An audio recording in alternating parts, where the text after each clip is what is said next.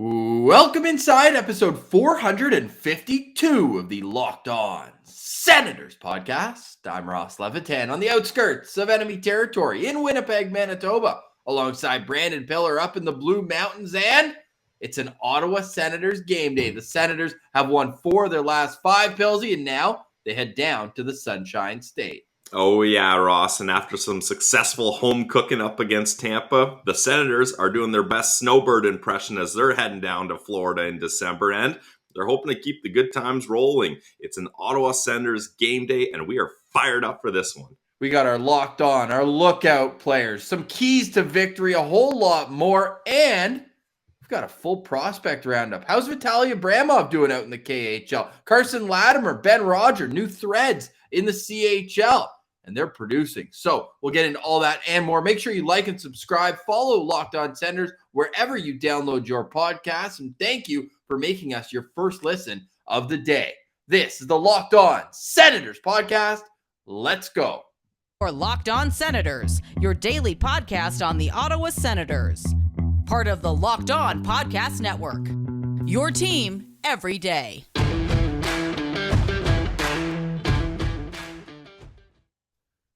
Today is Tuesday, December 14th. Pilsy, I forgot our tagline at the end there. Wow. I mean, hey, we've only done 452 episodes, so it's okay if you mess up a little here and there, right? It's your team every day. And, well, we're here every day, but last night the AHL and NHL weren't. They were both MIA. However, the NHL did have one game scheduled, but with Calgary's COVID situation, 6 positive cases. And if you're a Sens fan, you're saying, what? They had 10 before the league did anything, but these were all within a 24-hour time period. So Calgary's games to this week are all postponed, but Ottawa back in action against a very tough Florida Panthers team. But luckily, Ross, and the Senators have had this kind of luck lately. There are some key injuries to this Panthers lineup that really shake up the way this roster looks. And, I mean, key injuries. Alexander Barkov is one of them. So that's one that you definitely, it's not very often that he's not there, so they got to take advantage. They have to. And Barkov's got 10 goals and 18 points in 16 games. He's the captain of this Panthers team. He's pretty much your prototypical number one centerman. He's huge. He wins faceoffs, and he's at almost a point per game against Ottawa in his career as well, over 25 games. So the Senators doing well, missing him on the circuit. They're also going to miss an old friend, a Sens abroad, Anthony Duclair, not expected to play. He's day-to-day with an injury. And Ross, you just rhymed off Barkov's numbers there. Duclair, pretty similar. 19 games, 9 goals, 8 assists for 17 points. So he's played 3 more games than Barkov and only one less point. So he's kind of right on pace with one of the top players on that team. So that's a guy personally I really miss. I still have my the red O Heritage jersey that I meant to get Duclair on the back of, and then we all know what happened with Duclair there. So that was tough, but I am happy Duclair finally found a home, and it seems like this is really the spot for him.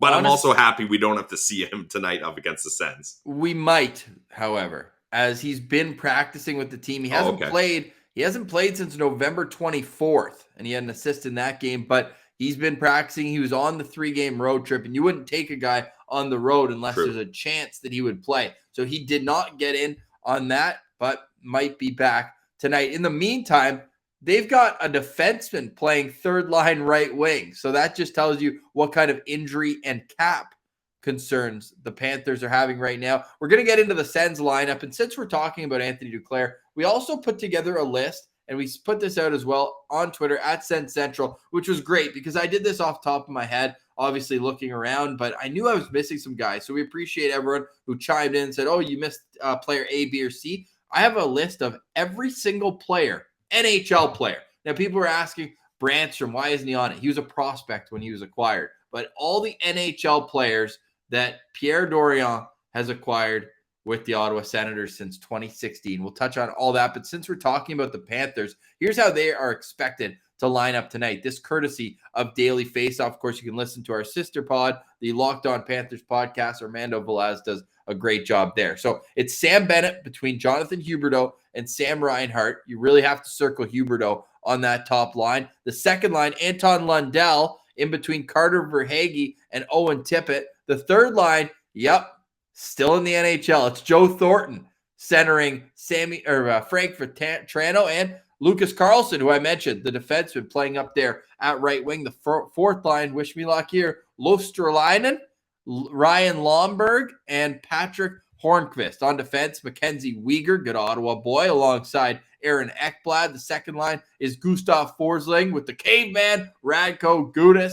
And the third pair is Olli Juolevi, former top 10 pick. Top 5, right? He went number 5. Matthew Tkachuk went 6. How are you? And then Brandon Montour, we're not sure who the starting goalie is, but spoiler alert, Pilsy, whether it's Sergei Bobrovsky or Spencer Knight, it's going to be tough to score goals on this team. Yeah, Sergei Bobrovsky, it seems like he's really kind of picked himself back up after a couple of bad years in Florida after signing that mammoth deal that he got in free agency. So if you're the Panthers, that's good news because they were looking at a tough situation there. But like I said, no matter who they get here between Knight and Bobrovsky, those are two hot goaltenders that are going to be a tough challenge for sure. Sergei Bobrovsky, people forget, 2-time Vezina Trophy winner. That's matching names like Ed Belfour and Tim Thomas and Johnny Bauer, and that's a pretty good company. But he did struggle mightily coming out of the COVID pause. Basically, he used all of his powers to knock out the Tampa Bay Lightning in 2019. He was unbelievable that playoff run. But then after signing a monster ticket with Florida, just not the same goalie, but he's getting back to his winning ways. So either way, because Spencer Knight is an unbelievable up-and-coming goaltender, only 21 years old. Whether it's one or the other, it's going to be tough for Ottawa. But the good news is the Sens are coming in hot with what we called yesterday the hottest line in hockey. Now, Brady Tkachuk snubbed when it came to the NHL's 3 stars of the week. I'm going to chalk it up to them only playing 3 games, whereas 2 of the 3 stars got into 4 games. So more opportunity to get wins if you're Thatcher Demko, or points if you're Sebastian Aho or Devon Taves. Those were the NHL's 3 stars of the week. Speaking of stars, all-star voting is open. So head over to nhl.com/vote and let's get Brady Tkachuk in the all-star game. We know he was a late last-second addition. It might not matter, though, because he could be over in China, or we'll see what happens with this whole Ross, I think Drake Batherson would get my vote for the all-star game. Yeah, he should. I've been saying it all year. I've been screaming it that he's exactly. Yeah, I was surprised when you said Brady there. He's just been right now. Yeah, definitely, he's been on fire. But I mean, so is Drake. He's got a more than a point per game pace. So Drake Batherson gets my all-star vote. Yeah, so go have your say. Let us know in the comments who should be representing the Ottawa Senators at the All-Star game. Is it Drake Batherson, who's on a nice 5-game point streak right now? Oh, funny enough, that coincides with the Sens' 4-1 stretch right now, where they're really clicking on all cylinders. Like this Senators team, they practiced yesterday. We'll get into the practice lines, but since we're on the topic of the Florida Panthers, let's get right into the keys to victory, Pilsy. What Ottawa got to do to be successful against the Panthers team, man? They're known for winning. They're 18-5-4, tied for first in the National Hockey League. So going up against the league's best. Yeah, this team is incredible, but they do have injuries like we talked about. So their lines are not quite what they want. And look, we know the hottest line in hockey can take care of business. I'm not, obviously that line of Huberdeau, Reinhart, and Bennett, like that's a nice line, but I'm confident that Norris, Tkachuk, and Batherson could outplay them. So I'm not worried about the top line. I want to see the depth start to chip in here, right? Like we've seen the top guys carry this team, which they should, and that's great, and we want them to keep doing that. But I want to see Sanford pick it up here. I want to see puck bounce off of Chris Tierney's head and go in. I want to see Tyler Ennis get a sweet goal on the second power play unit. Like the depth of Ottawa Senators right now, I think can outmatch Florida Panthers' bottom 6 line. So the key to victory for me is to have those guys really tilt the ice in their favor when they're up against the bottom 6, because I think the top 6, those two lines match up against each other quite nicely. And actually, Ross, the second line is very similar to Ottawa's second line, right? Like you got the young center, Anton Lundell, Tim Stützle, same draft class. Then you got Owen Tippett, young up-and-coming guy, a lot of hype about, Alex Formenton. Then you got a guy who's known for being good two-way player, Verhaeghe, very similar to Connor Brown. You know what I'm saying? So those two lines could go up against each other really well. But I really think that these Senators can outmatch the bottom six here. So that's what I want to see. The reason I said, whoa, it's like this bottom six, it's not often that the Senators are being told they can out-depth teams. Yeah, especially honestly. Like during this stretch of 4-1 in their last 5 games, outside of the top 6, they have 2 goals. One from Nick Holden and one from Austin Watson. And hardly even any points, Ross, like let alone goals, like even assists. There's not much from the depth here. So yeah, no doubt. Yeah. Chris Tierney, no points in his last 5 games. Same with Samford as well. And then Dylan Gambrell's only got 1 assist. Likewise for Nick Paul. Even Connor Brown's only got 2 assists, and he's a top 6 guy. Of course, Tyler Ennis always manages to find his cookies. He has 2 helpers over that span, but it's really the youth that is carrying this team. The Tkachuk, Batherson, Norris, Shabbat, Stützle, Formenton. Those are the only players with more than 2 points over this 5-game stretch. So I think that that's a great key to victory, because if Ottawa can get even somewhat production from their top 6 and then added from the rest of the guys, it's going to be a dangerous team, and one that maybe starts getting league circles talking about that maybe it's more than just a one-line team. But hey, at least they do have that line right now, Pillsy, because before they had 2 parts of lines, and we know that that's not the recipe for success. All right, we're going to get deeper into the Senators lineup, and will we see Jacob Bernard-Docker? That's an interesting conversation next on Locked On Senators. Pillsy, do you want to take us in with a nice little ad read for us? Oh, Ross, I would love to. I thought you'd never ask. Here we go. And we got a lot of new sponsors lately, Ross, and one of them is perfect for the holiday season. It's Omaha Steaks. There's so many different things that you can get from Omaha Steaks. It's not just steaks like their namesake says. The holidays are right around the corner, and finding the perfect gift, can be a little bit tricky, but Omaha Steaks makes it easy, because everybody loves a good package from Omaha Steaks, unless you're a vegetarian, I guess, but a lot of people definitely enjoy it. Go to omahasteaks.com, enter NHL into the search bar to order the perfect gift package for $99.99. So $9.99.99. Did I say that right? Math guy. You'll get 24 entrees, like the world famous bacon wrapped filet mignon, chicken breasts, side, desserts, and so much more. Guys, when you use code NHL, you'll also get an additional 8 Omaha Steak burgers free with your order. We've heard all the reports about shortages and shipping delays, so don't wait. You don't want to have your package come in late.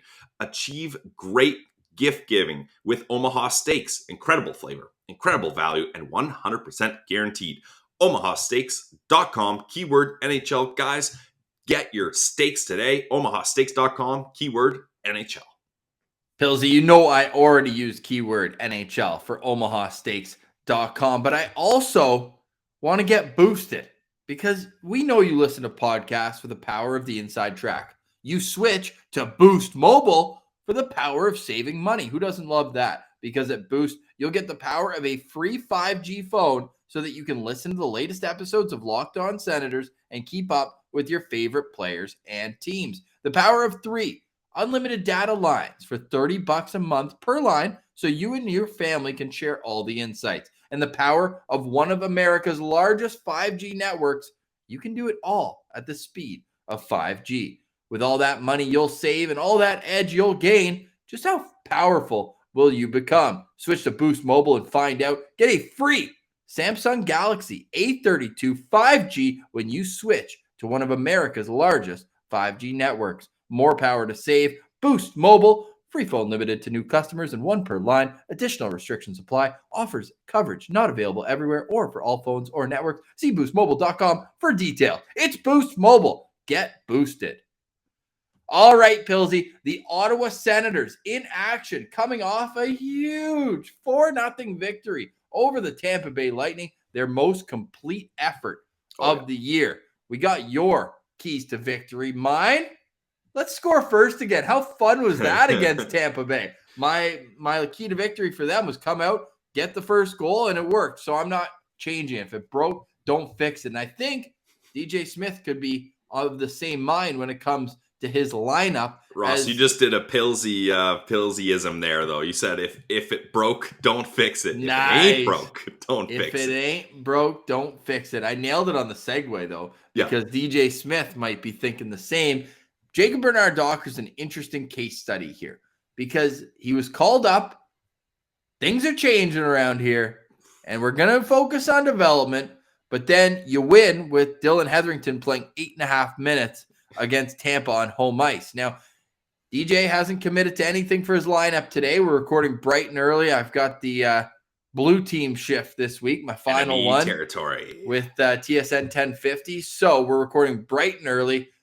Team hasn't had a morning. There will be no morning skate, actually, as I'm reading now on Twitter. So we're going off of practice lines yesterday. And although DJ Smith hasn't announced his roster or starting goalie for that matter, we can read between the lines. I believe Jacob Bernard-Docker will be out. And let's assume that that's the case. Are you okay with this development strategy?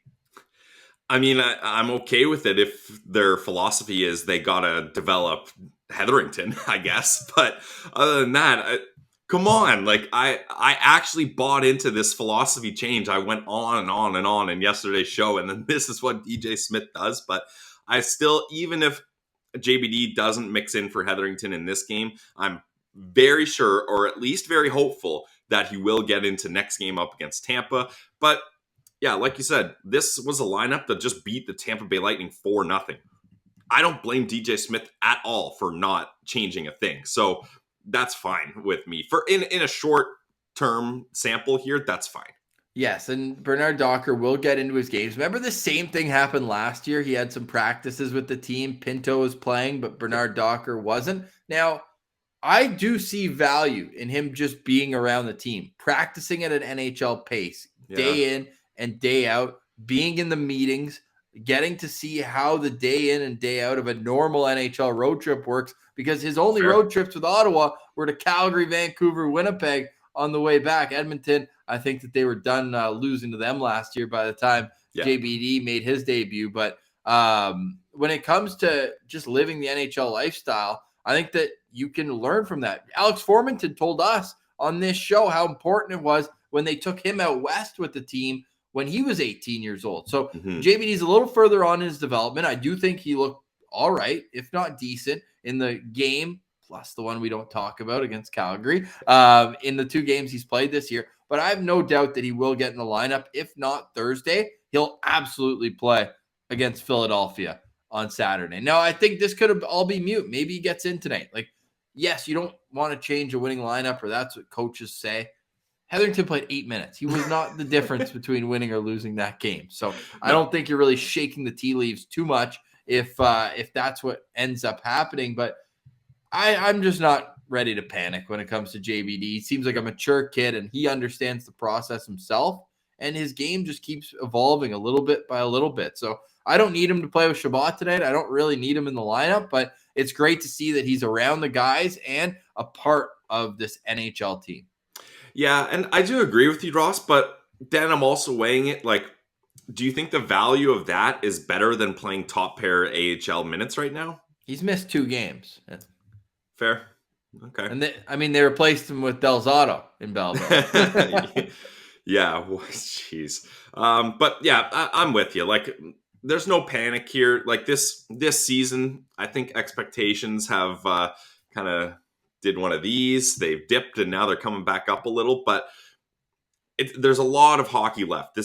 We haven't seen an 82 game regular season in quite a while. So we kind of forgot how that goes. So there's a lot of season, a lot of hockey to be played. So there's no rush. And if we're taking what DJ Smith and Pierre Dorion have said, or Dorion hasn't said it, but it must have come from him, that there's a change in philosophy, then we're fine. Everybody's going to get their time on ice. It's okay.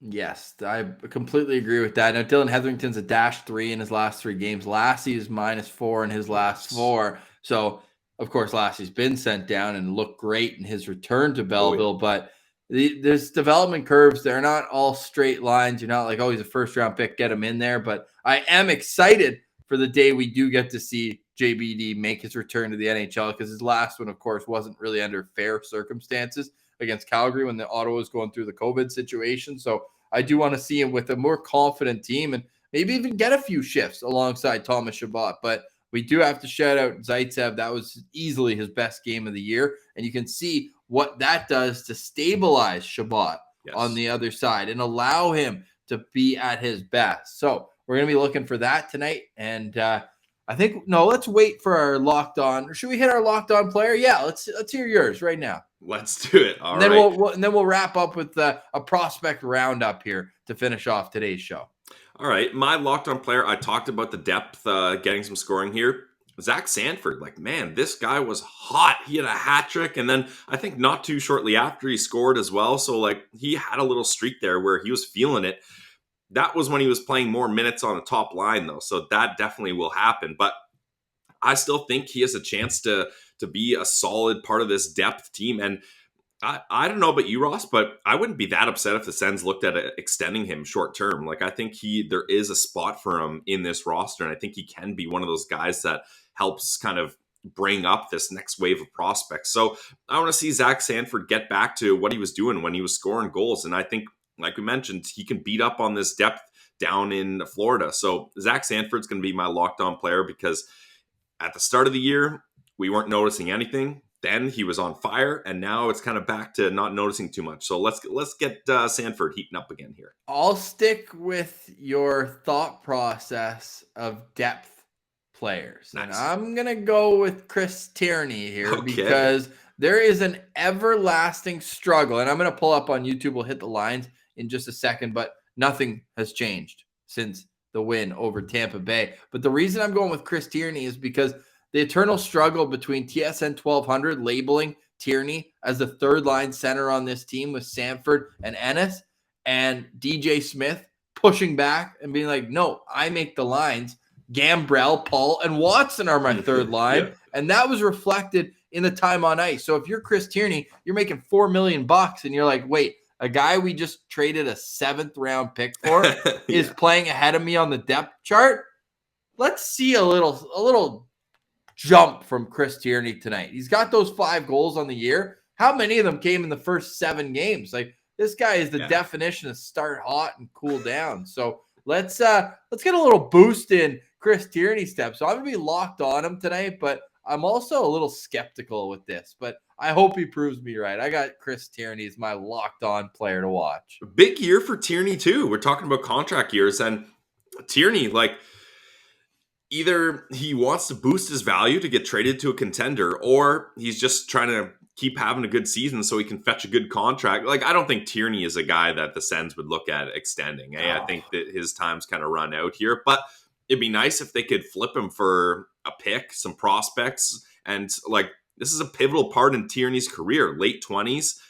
You want to try to get at least one more good contract. So he needs to get going here. So I like that one. And this fourth line, all 3 of these guys are veteran guys being like, yo, we're getting dissed here. The line that has no offense and is a 7th round pick trade, a fighter, and a guy whose offense has dried up, and Nick Paul. They're getting ahead of us in the depth chart. Let's go here. Yes, here's how the Senators line up. Top to bottom, it's Josh Norris between Brady Tkachuk and Drake Batherson. Tim Stützle at center between Alex Formenton and Connor Brown. The third line is Dylan Gambrell with Nick Paul and Austin Watson. And the fourth line is Tierney with Sanford and Ennis. On the back end, Chabot, Zaitsev, Holden, Zub, Hetherington, and Mete, with Jacob Bernard-Docker left on the outside, as is Adam Gaudette. Best opportunity of his life. We don't know who's the starting goalie. Neither have played a game against the Florida Panthers in Philip Gustafsson or Anton Forsberg. So all that will come out a little later on. You can follow the show at Sen Central. We'll let you know when we hear anything on that front. You can also follow the show on Instagram, LockedOn.Senators. And we appreciate you making Locked On Senators, your first listen of the day, wherever you download your podcast, on YouTube as well. Please hit the thumbs up. It does go a very long way with the algorithm. For Brandon Pillar, I'm Ross Levitan. Now we need to get to something we teased. Now, sometimes I thought you were wrapping the show up there, Ross. No, I'm just the old-fashioned reset. I guess I've been too re-immersed in radio. You get a little reset here. Now, I think Pierre Dorion would like a reset on the NHL players that he's acquired. But before we do get to that, which we will, first, a quick note from our friends at Stance, because I know I've been hearing a lot about Stance apparel lately, so I'm sure you are too, especially because they just launched a new line of active apparel. Plus, it's holiday gifting time, and Stance is the coolest gift you can give. They have incredibly comfortable and well-made socks, shirts, joggers, and hoodies. Basically, comfort is the name of their game. Stance is different versus the boring old socks, underwear, and hoodies that you've always had to settle for back in the day. Stance has changed that mindset by offering color, comfort, and creativity like no other. Founded in 2009, Stance Apparel represents a radical reinvention of all of those apparel needs with a sharp focus on comfort, quality, and creativity. My favorite designs, this is where it's super cool. They're really creative. They've had designs with Wu-Tang Clan, with Bob Marley, with the NBA. Stance Apparel is unbelievable. I've been wearing it. They sent me some all the way out to Winnipeg. I appreciate that about them. And my favorite part, I'm a comfort guy, big sweats guy. I'm all in on Stance. Stance believes that the perfect fit matters more than fitting in, that those who feel good do good. Go see for yourself. Register for an account at stance.com and get 15% off your first purchase. Use promo code LOCKEDON at checkout to apply. Enjoy the color and comfort of a life less ordinary with Stance. Again, it's promo code LOCKEDON at checkout for 15% off your first purchase. We know you're going to love it. It's Stance. All right, Pilsy. So we are at this strange time in the show where I feel bad pulling this up, but I'm going to do it anyway. No, don't feel bad. Don't feel bad. I feel bad reading it. Now, we're not going to go through every single player that Pierre Dorion acquired. We're going to have a couple topics around this. If you're watching it on YouTube, we're going to leave this up so you can really let this sink in. Now, this is a 5-year sample size, Pilsy. So it's not like we're not cherry picking here. We're not cherry picking anything. There's some great ones, especially at the start. Getting Mike Condon for a 5th round pick. They had to use him 16 games in a row. He saved that season. Yeah. There's some great players on this list. Good players. There's some good players. He pushed his chips in when he got Matt Duchene. Yep. Not Matt Duchene's fault. The guy was a point per game player over 110. Hell yeah.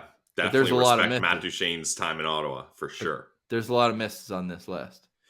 A lot of misses. A lot of former Guy Boucher players from before he played in Ottawa too.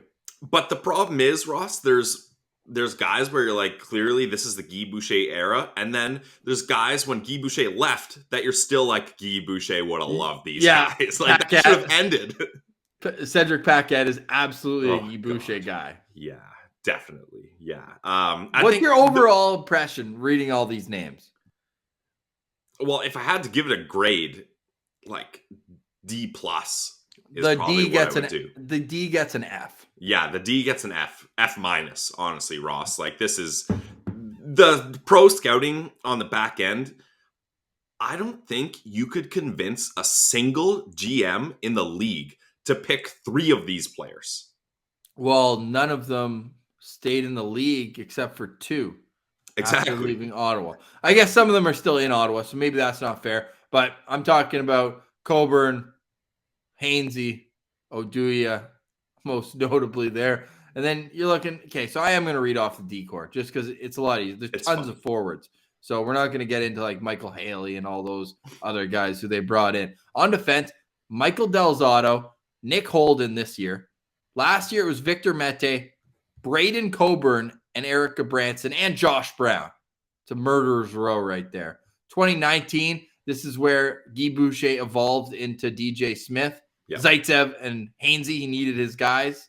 Yep. They got Mike Riley, which was actually a nice pickup. They got Dylan DeMello, nice pickup, and Johnny Oduya, not great. That being said, this is the biggest issue to me. They haven't been able to identify talent on the back end. Yep. And they've been paying for it, being last in the league in goals against for like 3 years in a row. Yeah, that's the thing. Like, out of this list, Ross, Riley and DeMello are really the only competent defensemen. I think we had an episode. Nick Holden's not bad. Yeah, exactly. Nick Holden's not bad, but NHL GMs wouldn't be chomping at the bit to acquire him. So that's the thing. Like, how did they have so many misses on defense? I will never understand that.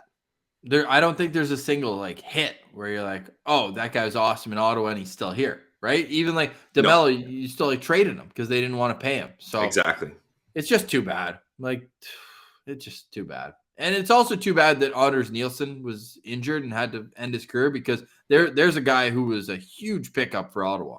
I loved Anders Nielsen, yeah, and it's not a good tale with his concussions and kind of what happened in his time in Ottawa as well. So that leaves a sour taste in your mouth.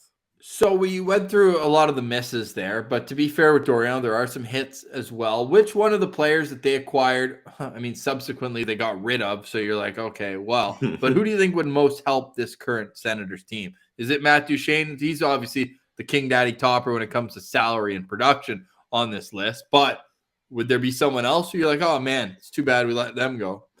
I was a big Nemestikov fan. Now, that's like a very minor player, like a third line penalty killer with some offense. But I thought for his contract and his age and everything, he fit in real nicely. That was another one where, shout out Pierre Dorion, I think he traded, wasn't it a 5th round pick? And there was a player involved too. It was just a 4th round pick they got him for, and then they trade him for a 4th round pick.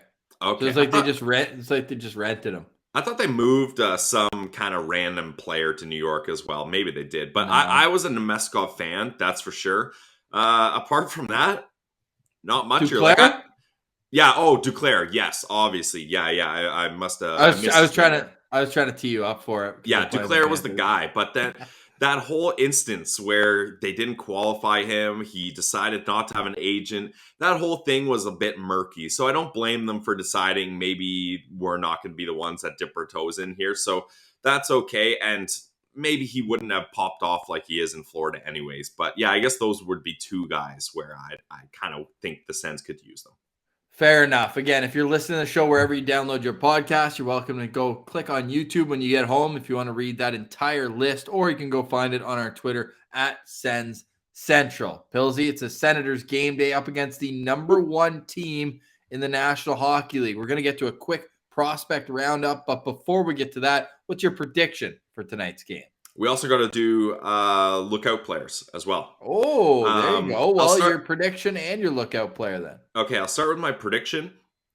I think the Sens can win this game. Now, I'm not going to say I'm going to bet on the Sens because that would absolutely mush any possible chance. But with the injuries they have and the way the lineup shakes out for Florida, as long as they can get past the goaltending here, I think they've got a chance. So I'm going to say this is a close game. I'm going to go 3-2 OT Sens. Okay. Overtime. OT, yep. It's going to be close, I think, or I hope. All right. Now for my lookout player, I'm going to go with Anton Lundell. This is someone who, it's crazy that he slid all the way to Florida. He was one of the guys who everyone touted as being some of the most pro-ready players of that draft class. And he's showing it. He's having a decent season already with Florida here, and he's getting a bigger role with Barkov out of the picture. So I really want to see what he can do, because that was a pick that I was fascinated with, and I really liked Lundell, although he wasn't really in the range for the Sens to pick, so I didn't think they were going to get a chance at him. He's someone that when we profiled him, Ross, I was a big fan of.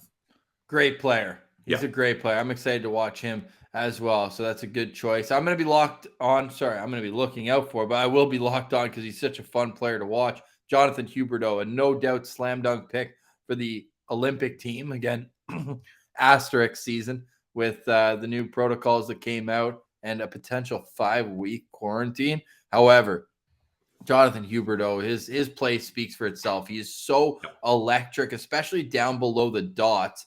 He is he's the type of player any team would love to have on their squad, and He's a guy who a lot of people said benefited from playing with Barkov, but over the last couple of years, obviously Barkov's out right now, but they've been split onto I different was going to lines. say, I think they split them. Yeah. Yeah, he can carry a line by himself, and he's proven that. This is a guy who's hit over 90 points at least once. I'm going to pull up just 90? How many times. Yeah. Yeah.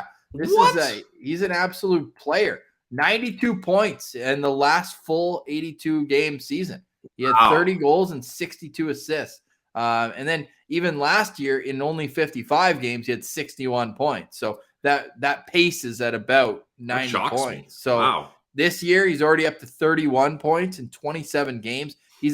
I just said he had 30 goals, but he's a playmaker, always more assists than goals. He gets everyone involved. Even last year in the postseason, they only got to 6 games because they played against the Tampa Bay Lightning. Fantastic series, back and forth action. He had 10 points in those 6 games. So he is just an electric player. I'll be looking out for him tonight.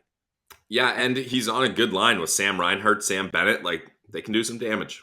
Yeah, former junior teammate of Mike Hoffman, random enough. How's that for a pointless fact of the day? Maybe that's a segment in the making. No, we do want to finish off with a little prospect roundup, especially touching in on 2 CHL guys who changed area codes. Now, Ben Roger, we know he's already 7 games in with the Kingston Frontenacs, most notable for his head taps with Levi Marilainen after Marilainen earned his first CHL shutout. But Ben Roger, man, there's some trends here I like with his game. He's not the most overly physical guy, but in 10 games with London, he had 18 penalty minutes. So he's cut that right down. 7 games. He's only taken 2 minor penalties with Kingston. He's got 2 assists in his last 3 games. And we're getting some good intel on him now that lots of Sens fans are going to watch him play in Kingston. They're saying like he's paired with a super offensive defenseman, and he's just steady Eddie, stays back, has good gap control. So let's hope that he can continue developing. Meanwhile, Pilsy,